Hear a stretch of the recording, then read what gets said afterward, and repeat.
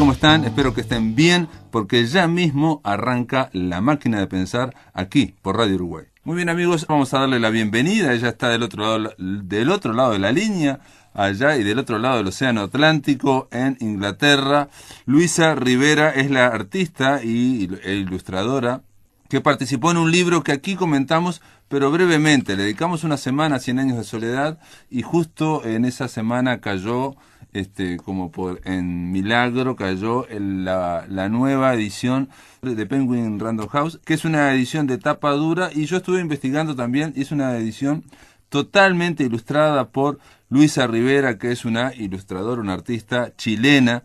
¿Cómo andas, Luisa? ¿Andas bien? Bien, todo bien, ¿y tú? Todo bien, bienvenida a La Máquina de Pensar. Y sabes que estuve viendo en un documental que no hay tantas, increíblemente para un libro como Cien años de soledad en castellano, digamos en español, no hay tantas ediciones ilustradas. Y sin embargo en otros idiomas vi que sí, que había muchas, no sé si muchas, pero vi varias, se me sorprendieron en distintos idiomas. 100 años ilustrada, ¿no? ¿Qué significaría un libro ilustrado a un libro no ilustrado? Vamos a arrancar del pique, vamos a arrancar desde el principio. Exacto. Bueno, en el caso de Cien años de soledad, es un proyecto que efectivamente no hay demasiadas ediciones ilustradas y yo creo que implica comunicar un imaginario que para nosotros, sobre todo los latinoamericanos, es casi arquetípico y por lo mismo también requiere quizás una responsabilidad sobre todo yo sentí eso como una responsabilidad muy grande de tener que darle como vida a ese imaginario. Y yo creo que los libros ilustrados son eso, son puentes para conectar con la narrativa y Cien años de soledad es muy difícil porque no solo ocurren cosas que escapan a nuestra cotidianidad, sino que también tiene toda esa estética del realismo mágico, ¿no? No, y sobre todo tiene Luisa algo que tiene 100 años de soledad, diría que casi toda la obra de García Márquez, pero sobre todo 100 años, que es un poderío visual, la palabra de García Márquez en 100 años de soledad, muy fuerte, ¿no? Vemos constantemente, nos imaginamos visualmente todo ese mundo que es como un mundo mítico. Ahora, Exacto. me estabas diciendo que no hay tantos libros ilustrados en castellano. Y claro, y yo pienso, te pregunto, ¿puede ser que al ilustrar se corra el riesgo de limitar la imaginación del lector? Exacto, o sea, bueno, el rol del ilustrador siempre juega un poco con eso y por eso para mí también es tan interesante el desafío de ilustrar un libro, porque siempre tenemos que estar en esa línea de no revelar demasiado, pero también entregar un imaginario que sirva como una especie de puente hacia la historia. Y claro, siempre está esa línea y por algo hay que estudiar muy bien los textos, hay que estudiar muy bien las descripciones para no interferir con la voz del autor, que para mí siempre es lo más importante y lo fue en este caso también. Y tal como decías tú, las descripciones que hay en Cien años de soledad son muy barrocas, son muy completas. Y como ilustradora, para mí eso fue un placer descubrir todas esas imágenes que proponía García Márquez, porque son muy completas y está toda la información ahí. Ujú. Sí, hay un detalle también que, digamos, que bueno, primero que el libro es muy lindo, es un libro de estos que, no voy a decir que es un libro objeto así para no tocarlo, porque realmente invita a ojear lo que es lo importante, pero Sí, muchas gracias. quedó muy bien, te quedó muy bien, pero hay algo que me llamó la atención cuando lo recibí, y que Ujú. también el estilo de la ilustradora. Tenés un estilo que tampoco no quiere decir que está ilustrando solamente a 100 años de soledad. Había un estilo como no pude definirlo, digamos. O sea, estuve viéndolo, me quedé como incluso es más, me descolocó tanto que dije, no sé si me gusta o no me gusta. Fui y se lo comenté a mi hija y me dice, pero está muy lindo, este libro está precioso, dice, ¿no? Porque ella es muy fanática de Cien años de soledad y le encantó, le encantó. Y después estuve viendo te pregunto, ¿buscaste ese aire como de algo recién creado, ese aire como un poco pueril, ese aire como de que algo está recién empezando o no? O si no, imaginaciones mías. Bueno, o sea, yo creo que los ilustradores de todas maneras vienen con un, quizás, bueno, no me gusta, a mí me gusta tanto usar la palabra estilo porque creo que no son cosas que uno elige, sino que más bien vienen. Yo creo que está esa estética también un poco del realismo mágico. Mi trabajo siempre ha estado como muy influenciado por el realismo mágico, que tiene esa cosa de que no es fantasía ni surrealismo, más bien es lo extraño expresado como un elemento cotidiano. Y creo que eso está presente en las ilustraciones, pero de todas maneras había un interés de poder comunicar estas descripciones que se plantean en el libro, que están ahí. Hay ciertas pistas geográficas, pero también están las descripciones de aquello que no calza con nuestra cotidianidad. Y para mí es muy importante traducir eso en imágenes. Pero claro, siempre está ese juego entre lo que uno trae de antemano y lo que uno se va encontrando en la hora. Claro, claro, y aparte siempre está el juego entre lo que uno quiere hacer y lo que uno finalmente le sale, o lo que puede, o lo que surge a partir del proceso, Claro. ¿no? Y para mí, en ese sentido, como ilustradora, yo siempre digo que los libros son un trabajo en equipo, porque si bien al recibir el libro uno ve las ilustraciones, también hay un trabajo aparte de la editorial que para mí fue muy interesante. Fuimos eligiendo las paletas de colores juntos, también los bocetos, qué quedaba, qué no, o ciertos momentos que son muy específicos o muy característicos del libro, si representarlos todos o si también traer elementos nuevos al imaginario. Entonces, para mí el ilustrar el libro también es un trabajo colectivo con la editorial. Están los diseñadores, bueno, en este caso tuvimos mucha suerte también de contar con la participación de Gonzalo, que es el hijo de Gabriel García Márquez, que él diseñó la tipografía que está en el libro. Por lo tanto, creo que es un tejido de influencias que van más allá de la pura ilustración. Hay decisiones que son colectivas y eso para mí es muy interesante. Sin duda, yo creo que, entonces, digo, no desconocía que hubiera sido tan colectivo, pero también pienso que en este libro se juega una buena parada también Random House y Penguin Random House, en el sentido de que son los 50 años de 100 años de soledad, hay que celebrarlos. Hace 10 años hubo una edición conmemorativa muy linda de la Real Academia Española y de las academias de la lengua española, con ensayos, en fin, y que estaba linda, pero en esta, al ser ilustrada, estamos hablando de otra cosa totalmente diferente. Yo cuando dije pueril o dije un aire así, es como un aire naif también. Estaba pensando en esas ilustraciones, en esas pinturas, en esos dibujos que a veces hay a nivel popular, ¿no? Que se hacen a nivel popular, donde los personajes están a veces como muy hieráticos, un poco quietos o frontales, o sea, no hay un poco movimiento porque la idea es el momento y la idea es representar un mundo, ¿no? Una visión. Exacto. Bueno, y eso es muy propio del arte más folclórico y que está muy presente en el arte latinoamericano. Es una especie, a mí me llama mucho la atención esa manera de fijar imágenes y que esa inmovilidad produce un efecto también. Claro. Y creo que era muy interesante traerlo al libro, sobre todo porque el libro en sí se mueve mucho. Hay muchas generaciones que pasan, muchas muertes también.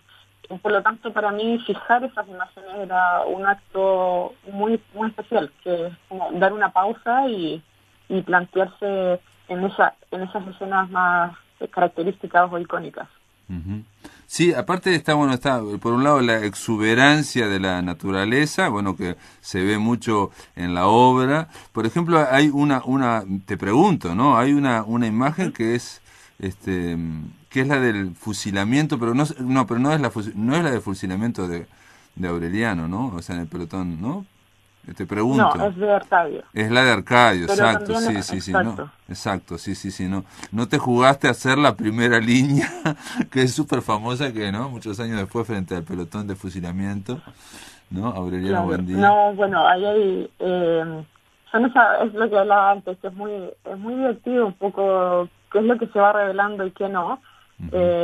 Y también nos interesaba resaltar otras imágenes que tal vez son menos icónicas, pero que le dan una lectura más fresca a 100 años en soledad a personas que tal vez no son de esa generación, pero están recién ahora entrando en esta narrativa.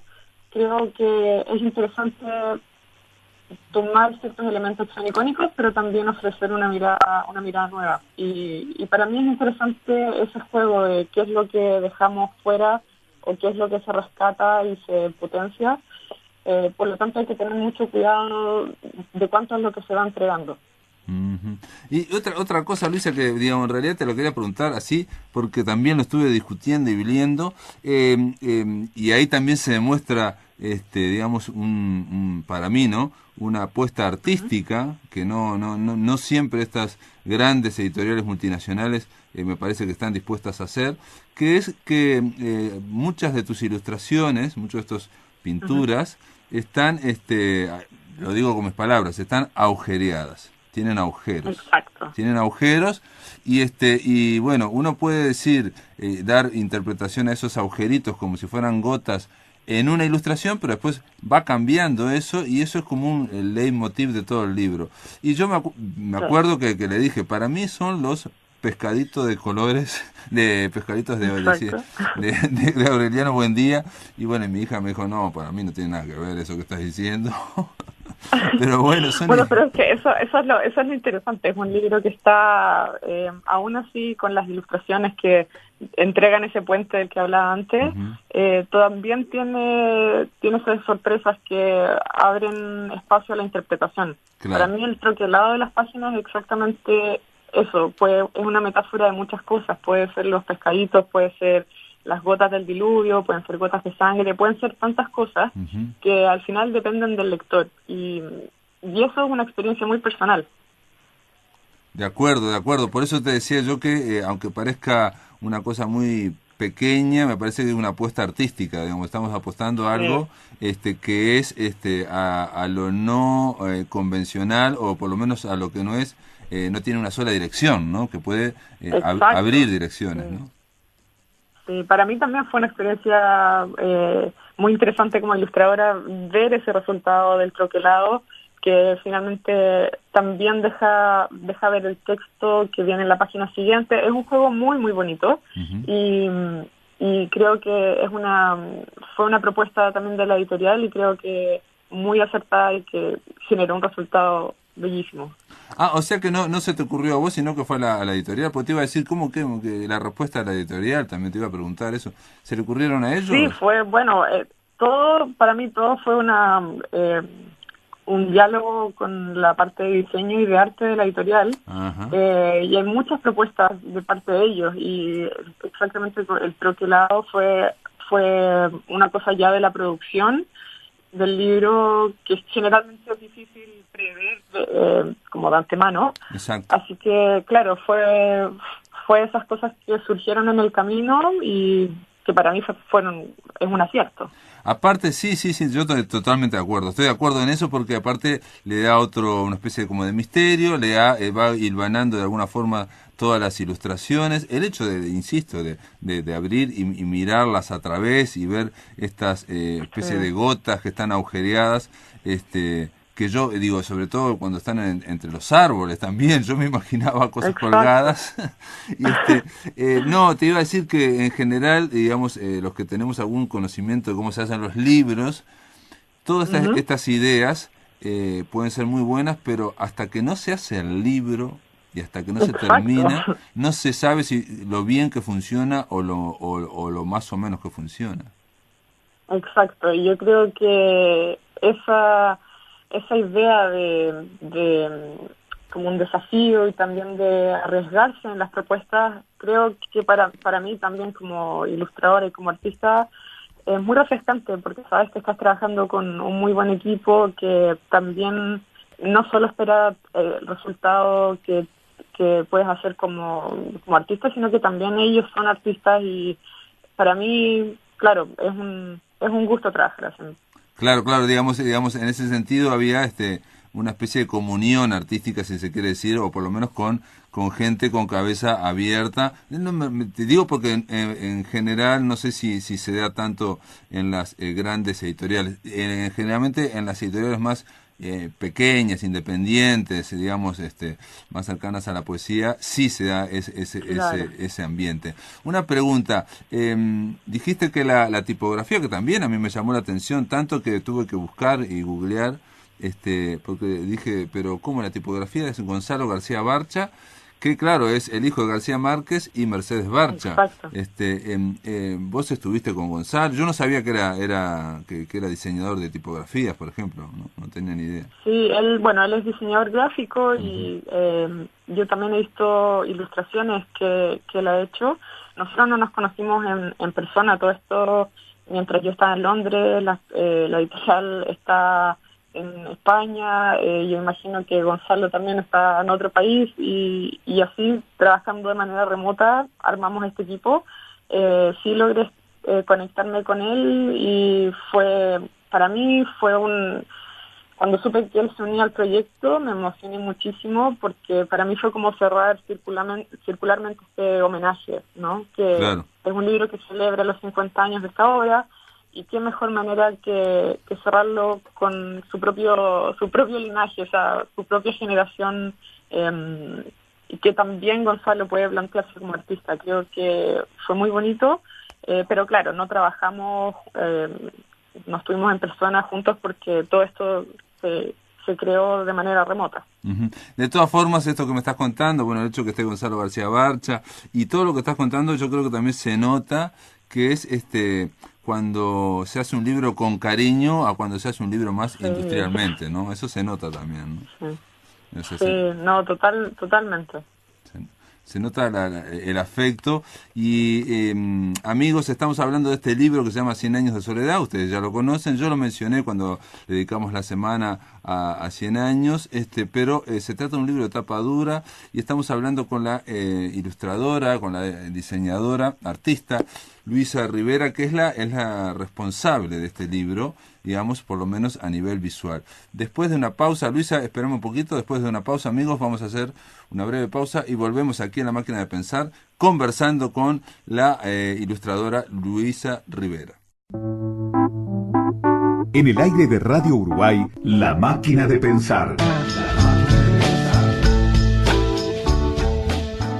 Continuamos, amigos, estamos aquí en La Máquina de Pensar, estamos conversando vía telefónica, ella está allá del otro lado del Atlántico, en Londres. Es Luisa Rivera, es artista, es ilustradora y estábamos hablando de este libro, que es una especie de joyita también, porque realmente, digamos, por la calidad, no hablé de la calidad de impresión, que eso es fundamental también, pero bueno, en general se descarta, digamos, como que es muy obvia ya en los libros de Random House. Luisa, pero hay que decirlo, tiene una muy buena calidad, incluso el lomo me sorprendió también cómo está puesto, digamos, con otro tipo de tela, digamos, o con otro tipo de material, me llamó la atención también, ¿no? Sí, Luis, la verdad es que está lleno de detalles. sí, son pequeños detalles que, insisto, tienen que ver con el cariño o con las ganas que se le pone al libro y no con a veces ciertos procedimientos, bueno, o burocráticos o industriales directamente que hacen que, bueno, que los libros Exacto. se parezcan unos a otros y sobre todo cuando hablamos de grandes multinacionales, que la idea siempre es que cada libro se parezca al anterior para que sea discernible, bueno, en las góndolas, en las librerías, en fin. Aquí este libro, por ejemplo, no parece el típico de Random House ni a palos, ¿no? Es algo muy distinto. Luisa, yo no conozco tanto tu trabajo anterior como artista y como ilustradora, pero por ejemplo, esa idea que, bueno, ya veo que no fue tuya, que es de hacer el troquelado, hacer pequeñas Ujú. gotas o estos agujeros. Digo, sin duda vos lo incorporaste, o sea, te interesó o te pareció un hallazgo. ¿Tiene que ver, dialoga con las otras cosas que has hecho? ¿Cómo es tu trabajo? ¿La parte de las ilustraciones o De, más troquelado? no, de las ilustraciones, de las ilustraciones. Bueno, este libro se conecta mucho con lo que yo hago y creo que eso lo hizo aún más especial de lo que como lo que ya era la idea de trabajar con una obra de ese calibre. Mi trabajo siempre ha estado muy influenciado por el realismo mágico, por el arte latinoamericano, y si bien yo he hecho ilustraciones para otros libros y trabajo con diversos clientes para publicaciones como revistas o diarios, el contenido de este libro para mí es muy importante porque creo que simboliza mucho mi búsqueda personal como artista, rescata una naturaleza o un imaginario que cuando yo pinto mis trabajos personales o mis propias pinturas, estoy siempre también como ya trayéndolo a esa obra también. Por lo tanto, sí me marca mucho el haber trabajado con 100 años de soledad por lo mismo. Para mí significa demasiadas cosas. Es uno de mis libros favoritos, es una temática que me fascina. Creo que tiene que ver con la identidad de donde yo vengo, a pesar de que, claro, Chile es muy distinto al Caribe, pero es una identidad latinoamericana, por lo tanto reúne muchas cosas que me importan. Uh-huh. Y estoy viendo también el retiro de lo que sería el retiro de tapa y contratapa, que es cuando uno abre el libro, abre la tapa y ve, y ahí hay generalmente página en blanco, pero no, aquí también pusieron unas ilustraciones muy lindas de, digamos, muy de una especie de selva donde hay colgados los pescaditos. Exacto. De oro del coronel Aureliano Buendía. Te pregunto, atención, no soy ningún experto de nada. El aduanero Rousseau, el pintor naif francés, digo, sí. ¿Te gusta, te interesa? Porque eso sería otra cosa. Me encanta. Ajá. Me fascina. También son pinturas donde me pierdo y puedo... tan así que hay una pintura en un museo acá en Londres de Rousseau, y como los museos acá son gratis, tú puedes entrar y puedes permanecer el tiempo que quieras y después puedes volver otro día. Y hay muchas veces que he ido a ese museo específicamente a ver creo que es el cuadro de Rousseau que está ahí, simplemente para verlo, y se produce algo, no sé, hay algo medio casi mágico de poder entrar en ese imaginario, y que creo que también influye o influencia un poco mi propio trabajo. Bueno, yo por lo menos sentí en la parte, digamos, de la selva, digamos, sentí esa idea de como de un mundo recién creado que tiene también él a veces, ¿no? Claro. ¿No? De algo que recién apareció y que apareció completo, ¿no? Claro.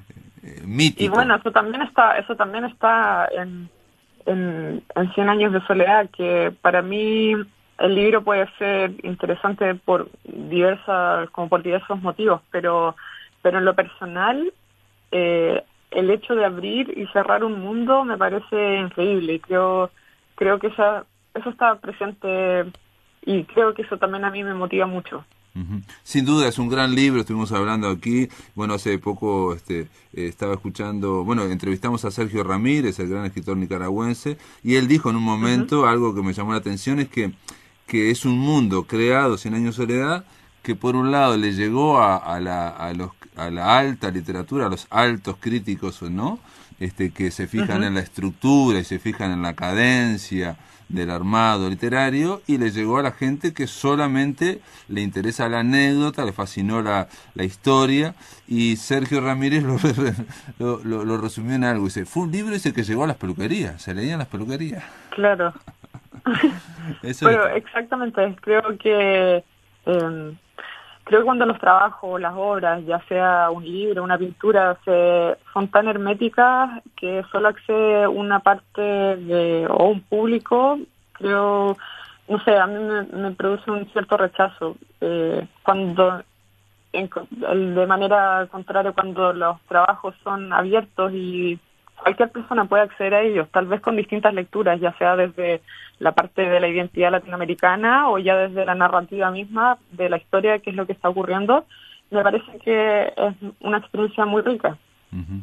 Sí, es una experiencia poética, digamos, porque él lo que hizo Exacto. fue contar de Colombia, pero por algún proceso al químico que no conocemos, lo que hizo fue que, contando la historia, digamos, la lucha entre liberales y conservadores del siglo XIX, digamos, una cosa histórica, la fue como mitificando, la fue aislando, y quedó algo que representa un poco la conciencia de Latinoamérica, ¿no? Un pueblo latinoamericano, ¿no? Que se puede ver, se puede encontrar en Chile, o se puede encontrar en Uruguay, o se puede encontrar en cualquier otro país. Exacto. Sí, eso para mí es una experiencia muy valiosa, sobre todo poder trabajar con esa identidad latinoamericana y también con esa identidad casi postcolonialista que el García Márquez no solo propone ese mundo donde narra estos sucesos, sino que también al final lo destruye. Y yo creo que eso también produce una afirmación respecto al contexto político que a mí me llama mucho la atención, y son esas ideas tal vez un poco postcolonialistas que son muy interesantes, que pueden leerse de esa manera o pueden leerse simplemente como una historia, pero vale la pena también encontrar esos momentos ya un poco más políticos. Sí, yo creo que uno si lo relee a la distancia, eso nos pasó también en la semana que dedicamos a 100 años, varios dijeron que si los relees ahora 100 años, encontrás mucho más política o mucho más momentos políticos de los que quizás en su momento se vieron. Claro, era una época donde estaba la literatura comprometida y entonces esto parecía como una fuga a la magia, al realismo mágico, pero no, hay una gran conciencia, digamos, política como discurso, ¿no? De frente a lo que es Latinoamérica, bueno, frente a lo que es las condiciones de la modernidad entrando en el atraso o en el subdesarrollo de América Latina, y bueno, y frente a las injusticias que se pone cuando aparece esa modernidad también, ¿no? Exacto. Y bueno, a mí eso fue algo muy interesante que tuve presente a lo largo del proceso de ilustración. Sobre todo, algo que hice mucho fue ver videos, entrevistas, todo material videográfico donde Gabo estuviese hablando sobre tanto su trabajo como Cien años de soledad de manera más particular. Y su trabajo creo que es una metáfora de muchas cosas. Si bien se puede interpretar la parte completamente literal y ver el realismo mágico como una manera de narrar, también yo creo que es simultáneamente una metáfora de tantos conflictos. Y eso me quedó muy claro viendo el discurso del Premio Nobel. Claro. Que él ahí simplemente expone cuáles son los fundamentos de esa obra. Y ahí yo entendí mucho más que no es simplemente la narrativa, sino que también es la metáfora de poder comunicar cosas de una manera casi de denuncia sin decir las cosas explícitas. Claro. Decime, vos también estuviste con el tema de la selva, esto que yo dije, el tema, me olvidé decir también el tema de los animales. A veces estoy viendo una garza o determinados animalitos que están puestos dentro de esa selva, que también me hicieron acordar a esa cuestión un poco como inocente de inocencia que tiene Rousseau, ¿no? El aduanero Rousseau. Un detalle que no hablamos, que valdría la pena para terminar, es también que esto tiene un árbol genealógico, y bueno, y no solamente están los nombres, algo que Gabo se había, digamos, opuesto en su momento que se hiciera el árbol genealógico. No solo están los nombres, sino que están los dibujados cada uno de los miembros de la estirpe de los Buendía. Claro, el árbol genealógico fue un instrumento que a mí me ayudó tanto en el proceso como ilustración o el proceso creativo, y creo que es un instrumento que tiene que estar. Bueno, más que nada porque los nombres se van repitiendo, o sea, hay muchos nombres que se repiten, y creo que es un instrumento que ayuda, y si no está en el libro, las personas tienden a hacerlo en casa. Es así, sí. Por lo tanto, mucha gente lo hace. Si no, es muy difícil. Y yo creo que es una especie de trabalengua que Gabo también estaba buscando, ¿no? Sí, pero hay mucha gente que lo hace, digo, conozco mucha gente que lo hizo en un papelito y lo iba anotando, sí, de acuerdo. Exacto. Así que, bueno, eso ha tenido, por lo menos en términos como de repercusión, a muchas personas les ha gustado porque siento que es una manera de ayudar en la lectura. Muy bien, y de última es otra intervención que se hace sobre este gran libro, que como está llamado a ser un clásico, 100 años de soledad, digamos, otras generaciones harán otras intervenciones, lo mirarán de otra forma, y a mí me parece que digamos, aquí quedó salvada la belleza latinoamericana, por lo menos, una visión latinoamericana, y la verdad que te felicito, Luisa, desde acá, de Montevideo, que la verdad que está muy lindo el libro, ¿no? Muchísimas gracias. Para mí, bueno, escuchar eso es muy importante porque, de verdad, apenas yo recibí este encargo de esta invitación, sentí una responsabilidad muy grande porque es un mundo muy complejo de retratar, pero también sé cuál es la importancia universal de este trabajo y sobre todo para los latinoamericanos. Por lo tanto, que las personas puedan reflejarse o encontrarse en esas ilustraciones para mí es muy importante. Bárbaro, Luisa. Entonces te mando un abrazo de acá desde Montevideo y bueno, felicitaciones. Espero que los amigos que nos están escuchando por lo menos vayan a la librería y por lo menos lo miren, lo vean, lo toquen, claro, y vean que lo que estamos diciendo no es ninguna exageración de realismo mágico, sino que estamos hablando de la realidad. Exacto. Muchas gracias, Pablo, por la invitación y bueno, un saludo para todos ustedes. Un abrazo grande, Luisa. Continuamos después de la pausa, amigos, aquí en La Máquina de Pensar. En el aire de Radio Uruguay, La Máquina de Pensar.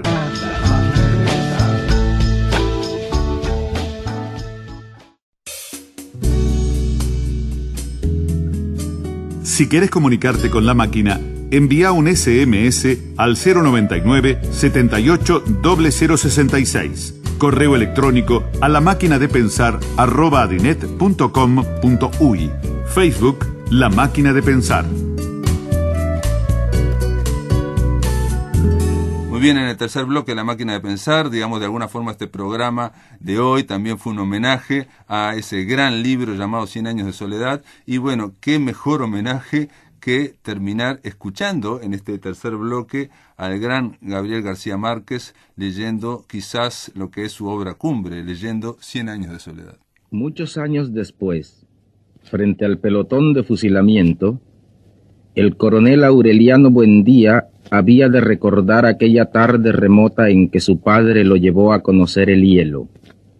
Macondo era entonces una aldea de 20 casas de barro y cañabrava, construidas a la orilla de un río de aguas diáfanas que se precipitaban por un lecho de piedras pulidas, blancas y enormes como huevos prehistóricos. El mundo era tan reciente que muchas cosas carecían de nombre y para mencionarlas había que señalarlas con el dedo. Todos los años por el mes de marzo, una familia de gitanos desarrapados plantaba su carpa cerca de la aldea y con un grande alboroto de pitos y timbales daban a conocer los nuevos inventos. Primero llevaron el imán, un gitano corpulento, de barba montaraz y manos de gorrión que se presentó con el nombre de Melquíades, hizo una truculenta demostración pública de lo que él mismo llamaba la octava maravilla de los sabios alquimistas de Macedonia. Fue de casa en casa arrastrando 2 lingotes metálicos, y todo el mundo se espantó al ver que los calderos, las pailas, las tenazas y los anafes se caían de su sitio, y las maderas crujían por la desesperación de los clavos y los tornillos tratando de desenclavarse, y aún los objetos perdidos desde hacía mucho tiempo aparecían por donde más se les había buscado, y se arrastraban en desbandada turbulenta detrás de los fierros mágicos de Melquíades. Las cosas tienen vida propia, pregonaba el gitano con áspero acento. Todo es cuestión de despertarles el ánima. José Arcadio Buendía, cuya desaforada imaginación iba siempre más lejos que el ingenio de la naturaleza y aún más allá del milagro y la magia, pensó que era posible servirse de aquella invención inútil para desentrañar el oro de la tierra. Melquíades, que era un hombre honrado, le previno: para eso no sirve. Pero José Arcadio Buendía no creía en aquel tiempo en la honradez de los gitanos, Así que cambió su mulo y una partida de chivos por los 2 lingotes imantados. Úrsula Iguarán, su mujer, que contaba con aquellos animales para ensanchar el desmedrado patrimonio doméstico, no consiguió disuadirlo. Muy pronto ha de sobrarnos oro para empedrar la casa, replicó su marido. Durante varios meses se empeñó en demostrar el acierto de sus conjeturas.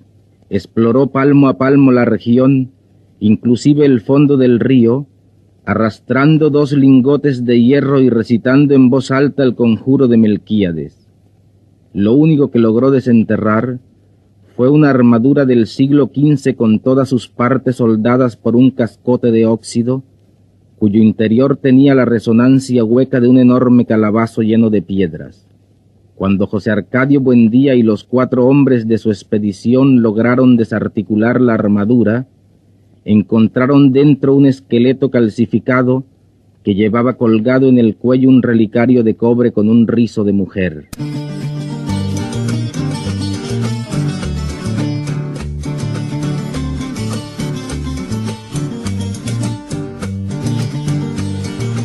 Amigos todos, ni en el más delirante de mis sueños, en los días en que escribía 100 años de soledad, llegué a imaginar que podría asistir a este acto para sustentar la edición de 1 millón de ejemplares. Pensar que 1 millón de personas pudieran leer algo escrito en la soledad de mi cuarto, con 28 letras del alfabeto y 2 dedos como todo arsenal, parecería a todas luces una locura.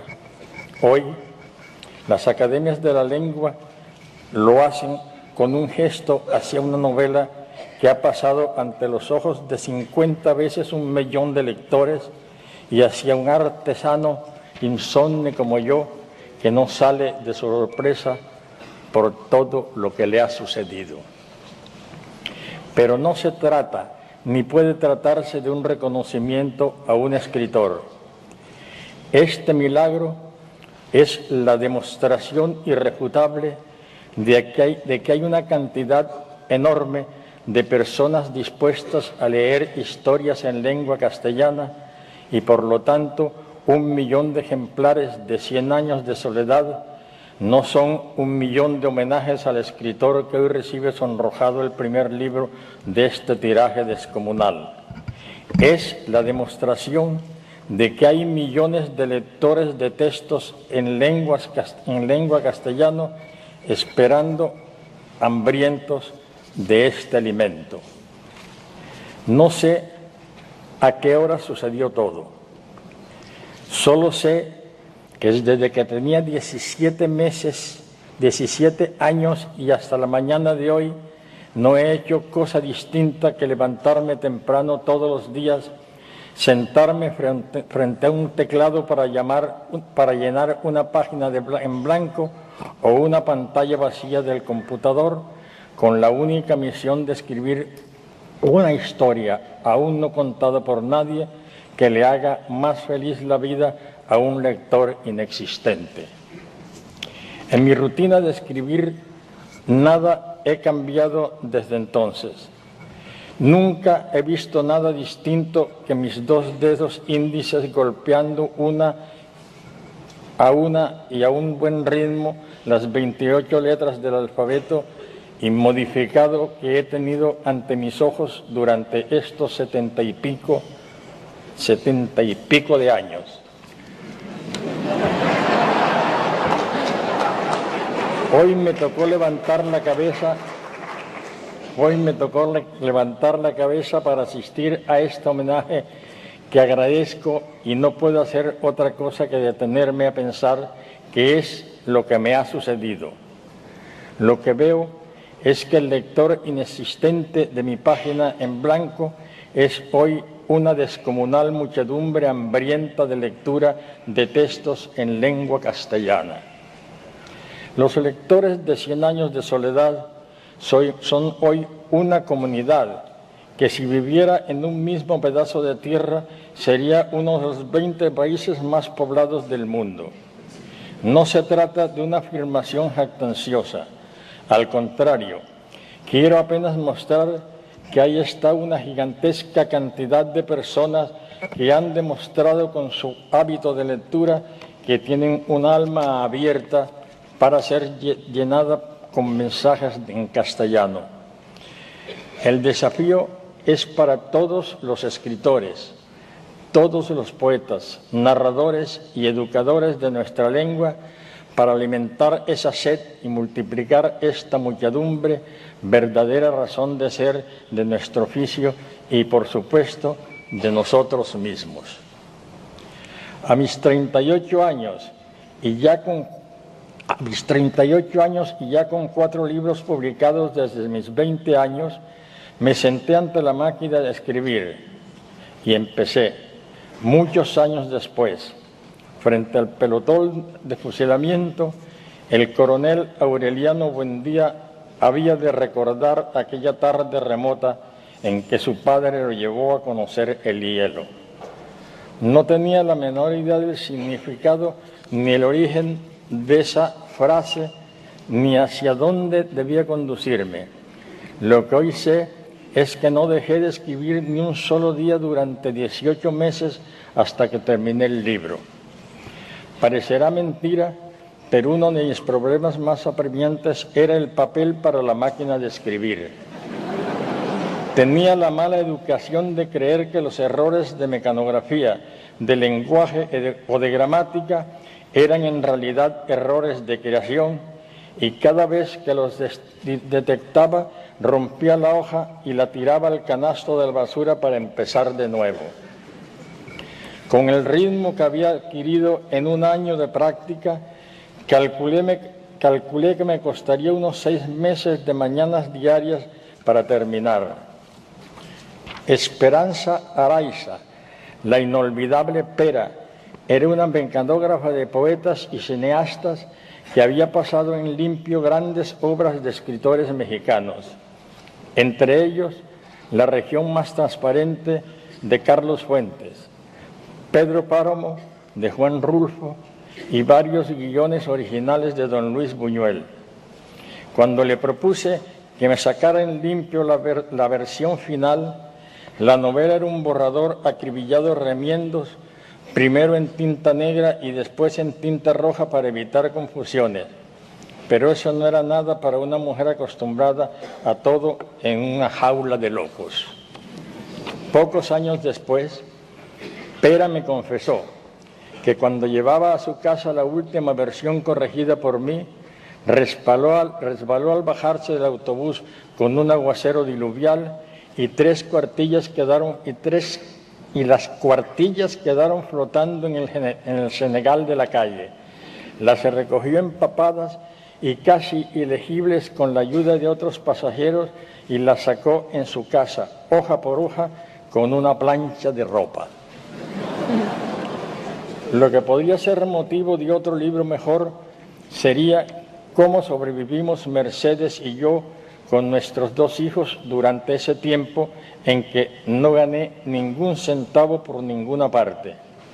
Ni siquiera sé cómo hizo Mercedes durante esos meses para que no faltara ni un día la comida en la casa.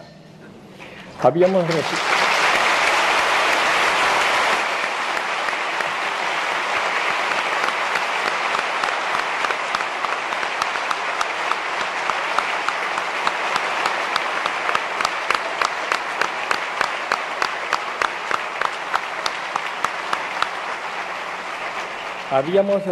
resistido a la tentación de los préstamos con interés hasta que nos amarramos el corazón y emprendimos nuestras primeras incursiones al Monte de Piedad.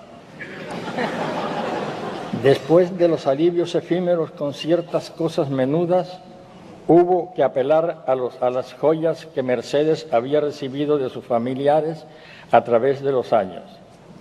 El experto las examinó con un rigor de cirujano, pasó y revisó con su ojo mágico los diamantes de los aretes, las esmeraldas del collar, los rubíes de las sortijas y al final nos lo volvió con una larga Verónica de novillero.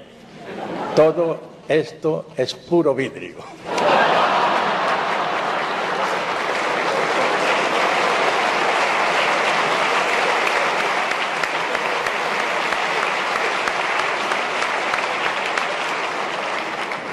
En los momentos de dificultades mayores, Mercedes hizo sus cuentas astrales y le dijo a su paciente casero sin el mínimo temblor en la voz: podemos pagarle todo junto dentro de 6 meses.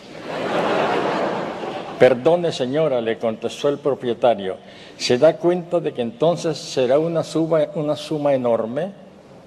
Me doy cuenta, dijo Mercedes impasible, pero entonces lo tendremos todo resuelto. Esté tranquilo. El buen licenciado, que era un alto funcionario del Estado y uno de los hombres más elegantes y pacientes que habíamos conocido, tampoco le tembló la voz para contestar: muy bien, señora, con su palabra me basta. Y sacó sus cuentas mortales. La espero el 7 de septiembre. Por fin, a principios de agosto de 1966, Mercedes y yo fuimos a la oficina de correos de la Ciudad de México para enviar a Buenos Aires la versión terminada de 100 años de soledad, un paquete de 590 cuartillas escritas a máquina, a doble espacio y en papel ordinario, y dirigidas a Francisco Porrúa, director literario de la Editorial Sudamericana. El empleado del correo puso el paquete en la balanza, hizo sus cálculos mentales y dijo: son 82 pesos. Mercedes contó los billetes y las monedas sueltas que le quedaban en la cartera y se enfrentó a la realidad. Solo tenemos 53.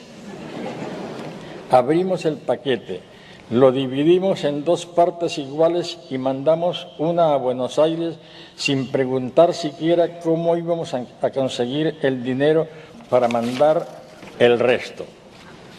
Solo después caímos en la cuenta de que no habíamos mandado la primera sino la última parte. Pero antes de que consiguiéramos el dinero,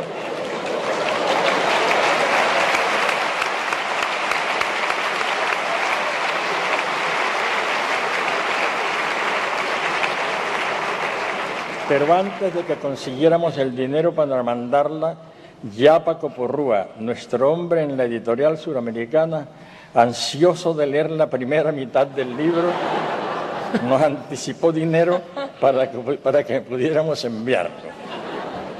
Fue así como volvimos a nacer en nuestra vida de hoy. Muchas gracias. Se terminó, amigos, se terminó el programa, se terminó La Máquina de Pensar. Mañana jueves continuamos aquí por Radio Uruguay. Que lo pasen muy, pero muy bien.